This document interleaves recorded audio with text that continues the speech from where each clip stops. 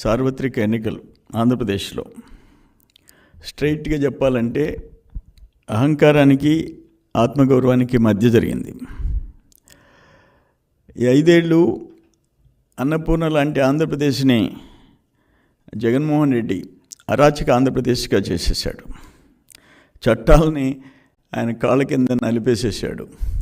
ఐఏఎస్లని ఐపీఎస్లని ఆయన కూలీల కింద మార్చేసుకున్నాడు. శాసనసభలో రాష్ట్ర ప్రజలు ఎన్నుకున్న చట్టసభలో శాసనసభ్యులు అందరు కలిసి ఏవైతే బడ్జెట్ సెషన్స్లో నిర్ణయాలు తీసుకుంటారో, అలొకేషన్స్ చేస్తారో వాటన్నిటినీ చెత్తపుట్ల వేసాడు. ఒక చట్టసభ నిర్ణయాలకి విలువ లేదు, వ్యవస్థలకి విలువ లేదు, ప్రజాస్వామ్యానికే గొడ్డలు పెట్టు. ఇప్పుడు లాంగ్ టైం బ్యాక్ బీహార్ రాష్ట్రం 2-3 దశాబ్దాల క్రితం బీహార్ రాష్ట్రం ఎట్టుండిందో ఆ పరిస్థితి ఈరోజు వచ్చింది ఆంధ్రప్రదేశ్కి. ఆంధ్రప్రదేశ్ అంటే అన్నపూర్ణ లాంటి ఆంధ్రప్రదేశ్, ఈరోజు అరాచక ఆంధ్రప్రదేశ్. ఆంధ్రప్రదేశ్ అంటే ఇతర రాష్ట్రాల్లో గౌరవం. గతంలో ఎంతమంది చీఫ్ మినిస్టర్స్ ఉన్నా ఇటువంటి పరిస్థితి లేదు.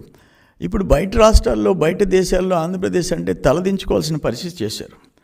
ఇప్పుడు ఇక్కడ ఎందుకు ఎలక్షన్ అయిన తర్వాత ఎందుకు అంత ఫ్రస్ట్రేషన్ మీకు?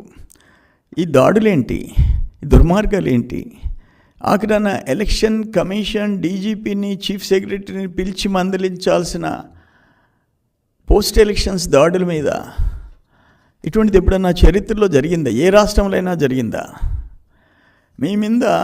మీ మీద వ్యతిరేకత కట్టలు తెంచుకొని 5 సంవత్సరాలు సప్రెషన్లో పెట్టారు, గొంతెత్తనీయకుండా అరాచకాలు చేశారు.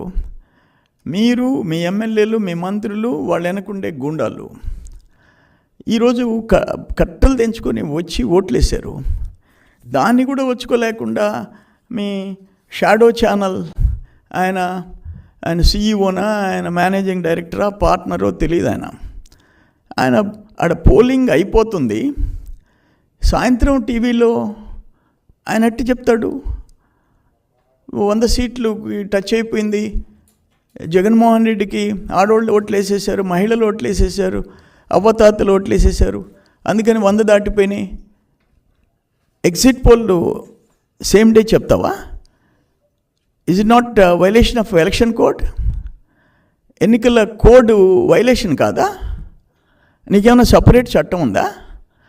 ఆయనకి నాకు ఛానల్స్ లేవు, డబ్బులు లేవు, ఇవన్నీ నీ ఛానల్స్ కదా? సాక్షి షాడో ఛానల్స్ కాదా? ఎవరికి తెలియదు అది? నువ్వు అది పేమెంటా లేకపోతే ప్రేమలు లేవు, పేమెంటే కదా. ఎన్ని వేల కోట్లు తగలబెట్టారు మీరు ఇక్కడి నుంచి ఢిల్లీ ఛానల్స్ దాకా. ఎవరికి తెలియదు జగన్మోహన్ రెడ్డి సంగతి? అల్టిమేట్గా నేనేమంటానంటే, ఇప్పుడు ఆడ దాడులు జరుగుతుంటే, దుర్మార్గంగా దాడులు జరుగుతుంటే మీరు వచ్చి ప్రతి దాడులు ఒకరి మీద ఒకరు అని మాట్లాడతారా? అంటే ఇప్పుడు జూన్ 4 తర్వాత గాంధీ మహాత్ములు ఉన్నారా? మీరు ఒక చెంప మీద కొడితే రెండో చెంప మీద కొట్టండి అని చెప్పేదానికి ఇక్కడ నాకు చూసామా ఇటువంటి పరిస్థితి? ఇది యూత్ ఏముంది, ఆడోళ్ళు, వాళ్ళ తల్లులు, పెన్షనర్సు. ఒక యువకుడు హైదరాబాద్ నుంచో, బెంగళూరు నుంచో, అమెరికా నుంచో, చెన్నై నుంచో వచ్చి పట్టుదలగా ఓటేసిపోయినాడంటే సెలవు పెట్టి వాళ్ళ అవ్వతాతలను వదిలిపెడతాడా? వాళ్ళ అమ్మ నాయనలు వదిలిపెడతాడా? ఆ కుటుంబాన్ని ఓటేయనీయకుండా ఎడ్యుకేటెడ్, అవేర్నెస్ ఉండేవాడు. రాష్ట్ర భవిష్యత్తు ఎవరి చేతిలో ఉంటే రాష్ట్ర భవిష్యత్తు ఉంటుంది, బిడ్డల భవిష్యత్తు, ఉద్యోగాలు, ఉపాధి, పెట్టుబడులు, పరిశ్రమలు ఎవరుంటే ఉంటుంది అనేది వాళ్ళకి తెలుసు. అందుకని అక్కడి నుంచి వచ్చి సింగిల్ ఓటర్ కాదు, వాళ్ళ ఫ్యామిలీ. అందుకని ఇది దురదృష్టకరమైన బాధేస్తుంది.